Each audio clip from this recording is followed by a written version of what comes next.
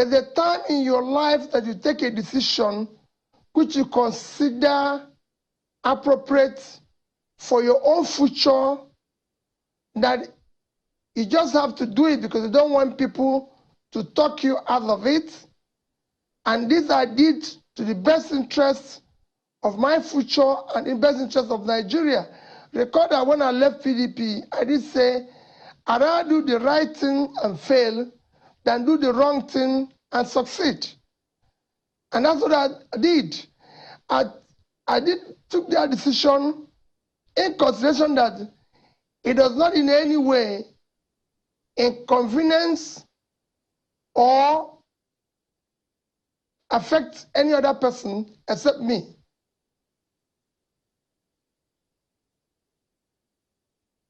So on a normal day, would you have, apart from the fact that you didn't want anybody to talk you out of your decision of moving away from the PDP, on a normal day, would you have spoken with him? Would you have seek his audience, perhaps ask for his permission or advice before leaving the PDP? Not really. That's why respectfully, after 1 or 2 days taking that decision, I elucidated it in a written message to him saying I had to go because of the circumstances I found myself and where I found myself and what was happening to me and what I think is appropriate to do. And I know, knowing him, he respected my decision. And like I said, he remains my very respected elder brother. Now, let's get some clarity in some of the things that you have done. There are accusations of how you got a ticket. Since you and I are speaking on this program for the first time after then, can you tell Nigerians and come clean to them about the process in which you got a ticket? Some people have raised a question mark about it. Perhaps some people even accuse you of buying your way through to get to the ticket. But I know the kind of person you are. You could clarify to us whether or not this is true. My achievements and records have all been miracles. Have all been miraculous. If you check, I ran for governor in a party that was less than 1 year old. When I started in 2003, I won the election. They declared somebody else. I went to court. Everybody said it's impossible. There's no way. It's never happened before. After 3 years, the court declared me the winner. I was sworn in. 6 months, I was impeached alongside Fayose and Darie. I went to court. Again, I became the first governor to come back from impeachment. So I was the first governor to win through the court, first to come back from impeachment. And then in 2007, about 1 year in office, INEC conducted the election, and Anyuba won and was sworn in as governor. I went to court again to seek the interpretation of our constitution that my tenure is 4 years. Everybody said it will never happen. Again, the Supreme Court declared me the winner, which is why you have staggered the election in various states today. So I became the first governor to seek interpretation of the constitution. On tenure of the governor, I became the first governor. In Anambra State, over a period of 40 years, from Jimwe days in old Anambra State, I was the first governor to serve 2 tenures. I can go on and on and on and tell you so many things that have happened in this my journey that one can say is a miracle.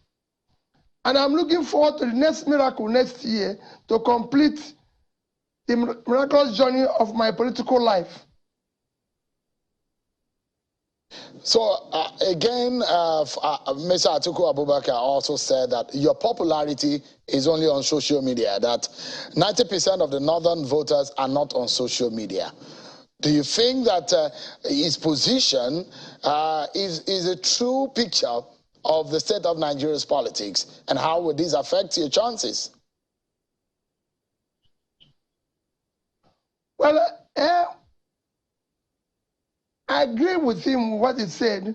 It's one of the problems we are going to solve after my miraculous emergence, to deal with the issue of educating those, if it's true that 90% that are not on social media, what you need is to, I was saying that I was going to invest in education.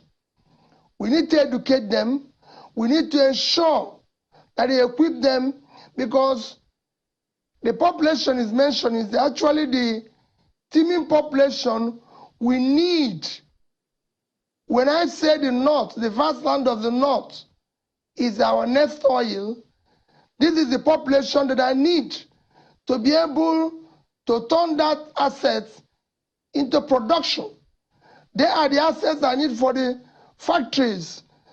Processing factories are going to be located in Kaduna and Kanu to be able to produce those agricultural products, process them for export. So, yes, we'll deal with it, but I assure you that we're not just on social media. People are also listening to us, and they know we have something to offer. And I'm sure that's what he wants to do as well. These are people we all need to educate and help.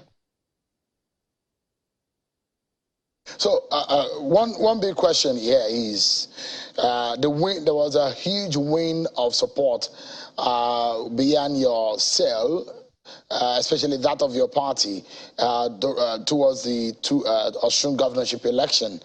And Obedience were very vocal. I call it Obedience, these are your supporters. That is what they are being tagged. In and out of social media, you could hear that huge support for Peter Obi and the Labour Party. Only if that could materialize to the kind of vote your party could have garnered at that election. How come your party did not perform well in that election? That support did not materialize. Why? So there was no huge support in Osun as we were going into that election. Let us be realistic. What you saying that people are obedient, you know, Osun election and Ekiti election is an election that have been planned months. I've been in the Labour Party less than 6 weeks. The candidates that emerged months before I even got involved. The elections were on then and everything, so there was no way that would have translated overnight. 2023 election is totally different. I remember election these days, people are now voting for candidates, for the persons involved. I had been to Ekiti, for example, before the election, and campaigned for the PDP candidate.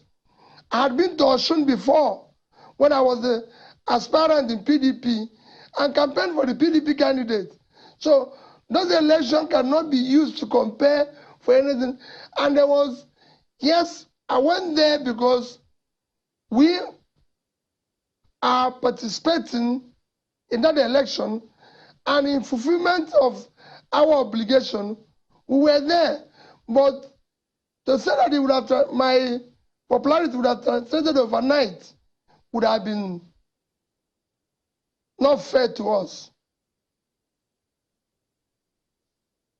So, again, maybe I should leave Atiku Abubakar out, but he made some it does look like there were a lot on his mind to say about you leaving the PDP, and perhaps maybe he had in mind for you to be his running mate. That may not happen again. But is there a possibility of working with him if the chance arises? For those who say this election might in fact go into a runoff, if there is a possibility to align forces with Atiku Abubakar, would you take that chance? So nobody goes into a match thinking of what will happen At the end of everybody's going there to win. I'm going into this contest to win. I'm going into the contest to be the next president of Nigeria. So thinking about what will happen is, I don't know how, nobody considers that into a match when you're thinking it might be a draw. You're going into it to win. I'm going into this election to win, and then I think I have all it takes to win. Now, for someone who has worked with Atiku Abubakar, and you perhaps you have an idea of Bola Tinubu, you have an idea of Kwankwan, so you've been in the same party before, and a few other and a few others like that. You are in the race this time around in your name as a principal. You are not. You do not have a principal. You are your own principal now. What is your instinct telling you that Peter Obi might be the next president of Nigeria? If that is what your mind is telling you, you think that you have what it takes to beat an Atiku Abubakar or Bola Tinubu at the general elections? Well, for me, I wish I will not even dwell or comment about what they are thinking. My concentration is how to solve the problem of Nigeria, how to start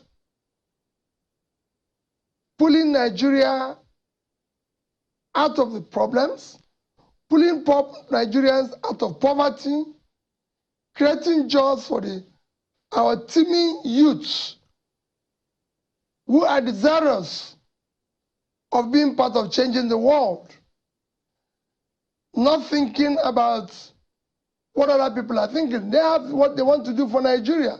But my commitment is, how do we start turning around this country? There's so many issues now that we're into. Like you can see, we're collapsing by the day. Do you know what it means to shut down government-owned school in the capital? That means we're not safe anywhere any longer. This should be a preoccupation of those of us who are contesting, not about other issues. Mr. Peter Obi, we need to take a breather now. We need to take a traditional break on the program. But when we come back, we'll try to learn from your experience what you took out of Egypt when you took the tour to learn about the electricity transformation. Of course, we'll also try to understand what is on your mind when you heard about the debt servicing figures in the 2022 budget. What would you do differently? What figures are you projecting to take the GDP, the interest rate?